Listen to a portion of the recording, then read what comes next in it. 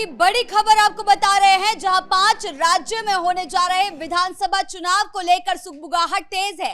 सभी की नजर पांचों राज्यों पर टिकी हुई है। वहीं इस बीच चिराग पासवान ने एक ऐसा ऐलान कर दिया जिसने बीजेपी को बड़ा झटका दे दिया है और राजनीति में एक नया बवाल शुरू हो गया है। इस मामले में ज्यादा अपडेट के साथ मेरे साथ जुड़ रहे हैं मेरे सहयोगी नवेंदु जी। सर, चिराग पासवान ने ऐलान किया है कि वो यूपी के विधानसभा चुनाव में सारी सीटों पर अकेले चुनाव लड़ेंगे, तो क्या खेल खेलना चाह रहे हैं वो? देखिए, अभी बिहार में हाल ही में विधानसभा चुनाव हुए और चिराग पासवान की पार्टी ने जबरदस्त प्रदर्शन किया। 29 सीटों पर वो चुनाव लड़े और 19 पर चुनाव जीत गए। और उसके पहले लोकसभा में उनका स्ट्राइक रेट करीब 100% का रहा। 5 सीटों पर लड़े और सारी सीट जीत गए। तो बिहार में चिराग पासवान को ये जो जीत मिली, इसके बाद चिराग पासवान ओवर कॉन्फिडेंट है। चिराग वही है जो 2020 के बिहार विधानसभा चुनाव में खुद को मोदी का हनुमान बताकर चुनाव लड़े और जेडीयू का खेल इस कदर खराब किया कि आज नीतीश कुमार इस्तीफा देने जा रहे हैं। और चिराग पासवान की भूमिका उसमें बहुत बड़ी है, क्योंकि अगर जेडीयू कमजोर नहीं हुई होती तो शायद बिहार की राजनीतिक तस्वीर कुछ और होती और नीतीश कुमार को इतना मजबूर बीजेपी नहीं कर पाती। अब चिराग ने बड़ा ऐलान कर दिया है कि वो उत्तर प्रदेश में जो विधानसभा चुनाव होना है 2027 में, उस चुनाव में चिराग पासवान अकेले चुनाव लड़ेंगे। यानी उनकी पार्टी लोजपा रामविलास 403 विधानसभा सीट पर अकेले चुनाव लड़ेगी। ये ऐलान अपने आप में एक बड़ा ऐलान है, क्योंकि एनडीए में चिराग पासवान की पार्टी की एक बड़ी भूमिका है। लेकिन चिराग पासवान की पार्टी का यह कहना है कि हमारा गठबंधन केंद्र में है, बिहार में है, उत्तर प्रदेश में बीजेपी के साथ नहीं है, इसलिए हम चुनाव लड़ने के लिए स्वतंत्र हैं। हालांकि ये कोई पहला मौका नहीं है, ऐसा कई बार देखने को मिलता है। जब केंद्रीय स्तर पर 2 पार्टियों का गठबंधन होता है, तो जब तीसरे राज्य में चुनाव होता है तो वहां पर वो पार्टी चुनाव लड़ती है। और चिराग अगर चुनाव लड़ रहे हैं तो उसमें कोई बहुत बड़ी बात नहीं है। अभी आपने बिहार में देखा होगा, ओम प्रकाश राजभर की पार्टी चुनाव लड़ी थी। तो ऐसे में चिराग पासवान को चुनाव लड़ने की पूरी स्वतंत्रता है।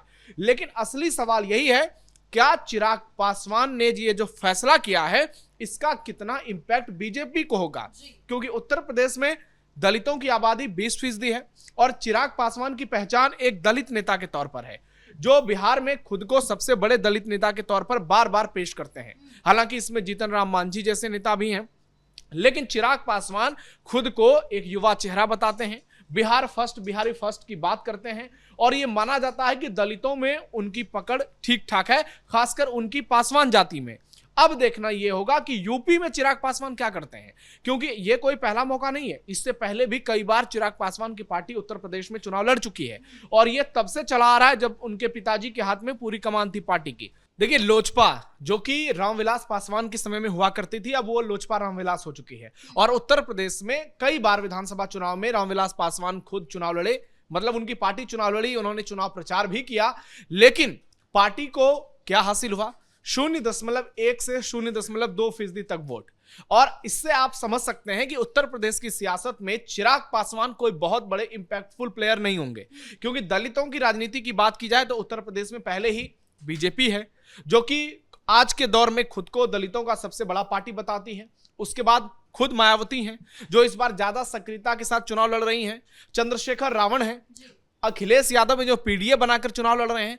तो इन तमाम दिग्गजों के बीच में क्या चिराग पासवान अलग से चुनाव लड़कर कोई खेला कर देंगे? अगर कुछ वोट चिराग की तरफ शिफ्ट हो भी जाता है तो क्या इससे बीजेपी को नुकसान होगा और विपक्ष को फायदा हो सकता है? देखिए, अभी ये कहना बहुत जल्दीबाजी होगी कि चिराग पासवान के खेमे में वोट शिफ्ट कर ही जाएगी, क्योंकि उत्तर प्रदेश और बिहार की राजनीति में थोड़ा अंतर है। यहां पर हमने देखा है कई बार चुनाव जो लड़े जाते हैं, आप उत्तर प्रदेश में बीजेपी की तुलना कीजिए और बिहार में बीजेपी की तुलना कीजिए, दोनों में अंतर नजर आएगा। यूपी में बीजेपी ज्यादा मजबूत है और बिहार में अब बीजेपी और ज्यादा मजबूत हो गई पहले की तुलना में। उत्तर प्रदेश में बीजेपी अपने गठबंधन को लीड करती है और वहां पर जो भी दूसरी पार्टी है, चाहे वो ओम प्रकाश राजभर की पार्टी हो, निषाद की पार्टी हो, अनुप्रिया पटेल की पार्टी हो या फिर आरएलडी हो, जयंत चौधरी की पार्टी, सारी पार्टियां बीजेपी के बैनर तले चुनाव लड़ती है। मोटे चंक्स पर बीजेपी का हिस्सा होता है। लेकिन बिहार में अब तक क्या देखने को मिला है कि नीतीश कुमार और बीजेपी बराबरी से चुनाव लड़े हैं। उत्तर प्रदेश में बीजेपी लगातार कोशिश में लगी हुई है कि किस तरह से दलितों को अपने साथ जोड़ा जाए। और अभी 14 तारीख को भीमराव अंबेडकर की जयंती है, तो तमाम पार्टियां ये कोशिश कर रही हैं और चिराग पासवान ने इसे देखते हुए ऐलान किया। अब क्या उन्होंने पीएम मोदी से सलाह मशवरा करके यह फैसला लिया है? ये भी सवाल उठेगा, क्योंकि खुद को मोदी का हनुमान बताते हैं, तो ऐसा कैसे हो जाएगा कि मोदी से बगावत कर देंगे? क्योंकि चिराग अगर दलितों का वोट काट लेते हैं, मानिए वो बीजेपी का ही कुछ वोट काटते हैं हर विधानसभा सीट पर, अगर वो 1500 वोट भी काटते हैं तो हो सकता है उसका नुकसान बीजेपी को हो। तो ऐसे में बीजेपी के लिए एक झटका तो है, लेकिन ये झटका कितना बड़ा होगा? अभी चुनाव में करीब करीब 10-11 महीने का वक्त बाकी है, और हो सकता है चिराग पासवान अपना फैसला वापस ले लें।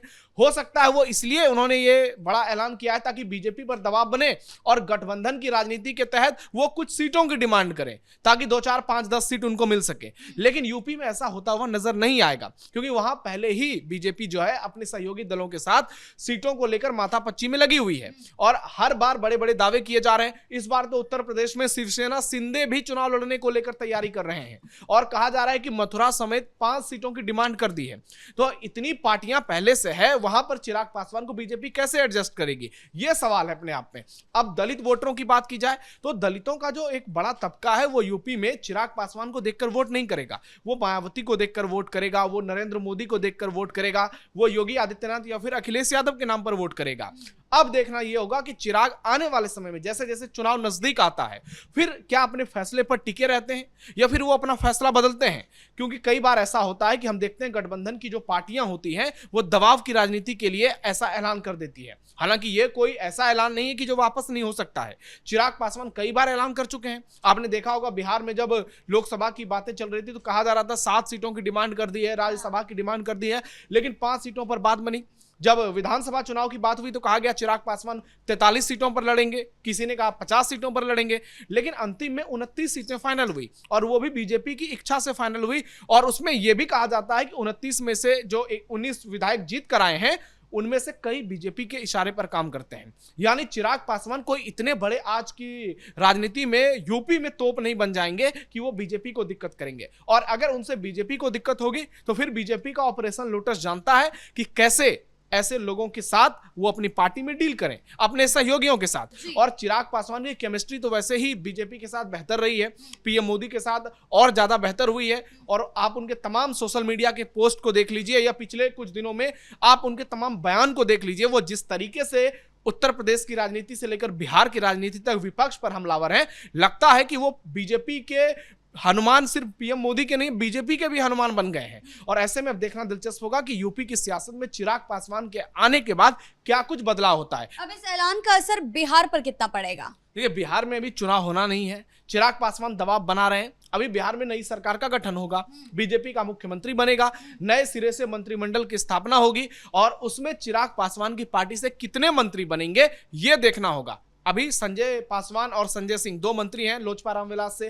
क्या चिराग पासवान 3 मंत्री का दावा करेंगे? क्योंकि कहा जाता है कि 6-7 सीट पर 1 मंत्री बनाया जाता है, जेडीयू से 17 और बीजेपी से 15 मंत्री बन सकते हैं, ऐसी बातें चल रही है। तो क्या चिराग एक और मंत्री की डिमांड करेंगे? ये सब आने वाले वक्त में पता चलेगा। लेकिन इतना जरूर तय है कि चिराग पासवान खुद को मीडिया में बने रहने के लिए, हेडलाइंस में बने रहने के लिए इस तरीके के बड़े दाव खेलते हुए नजर आ रहे हैं। और उत्तर प्रदेश का चुनाव इस बार बेहद दिलचस्प चुनाव होने वाला है, क्योंकि बहुत सारी बातें की जा रही हैं। दलित बनाम सवर्णों की बात की जा रही है, यूजीसी का मुद्दा है, शंकराचार्य का मुद्दा है, और योगी आदित्यनाथ अपने राह पर चल रहे हैं। जहां योगी बनाम अखिलेश की टक्कर होगी, वहां दूसरी पार्टियां जो है वो कितना इंपैक्ट करेगी ये तो वक्त बताएगा। लेकिन चिराग के ऐलान से यह जरूर है कि दूसरी पॉलिटिकल पार्टियों में खलबली मची हुई है, और आने वाले समय में अब देखना होगा बीजेपी इसे कैसे एडजस्ट करती है। लेकिन चिराग ने ऐलान किया है, इससे विपक्षी पार्टियां भी जरूर परेशान होंगी, क्योंकि अगर अखिलेश यादव की पीडीए में थोड़ी बहुत भी सेंधमारी होती है तो उत्तर प्रदेश में समाजवादी पार्टी को नुकसान इसलिए हो सकता है क्योंकि बहुत सारी ऐसी सीटें हैं जहां यूपी में 200, 500, 1000 वोट से फैसला होता है। अगर वहां पर चिराग थोड़ा बहुत वोट काट लेते हैं, क्योंकि दूसरी तरफ मायावती खुद को मजबूत नेता के तौर पर फिर से सामने ला रही हैं, असदुद्दीन ओवैसी नजर आ रहे हैं, हुमायूं कबीर भी एंट्री मार सकते हैं जो कि बंगाल के रिजल्ट के ऊपर तय करेगा। तो ऐसे में उत्तर प्रदेश की राजनीति में हर तरफ से समाजवादी पार्टी ही फंसती नजर आ रही है। चिराग पासवान को बीजेपी आने वाले समय में जरूर मना लेगी, लेकिन फिलहाल नीतीश कुमार का बिहार में इस्तीफा होना है 2-4 दिन में। उससे पहले आप इसे एक बड़े राजनीतिक उलटफेर के तौर पर देख सकते हैं, जहां चिराग पासवान ने ऐलान किया है कि वो उत्तर प्रदेश में सारी सीटों पर चुनाव लड़ेंगे। अब आने वाले दिनों में क्या 403 से घटकर वो 103 पर आते हैं या 3 पर आते हैं, ये तो वक्त बताएगा।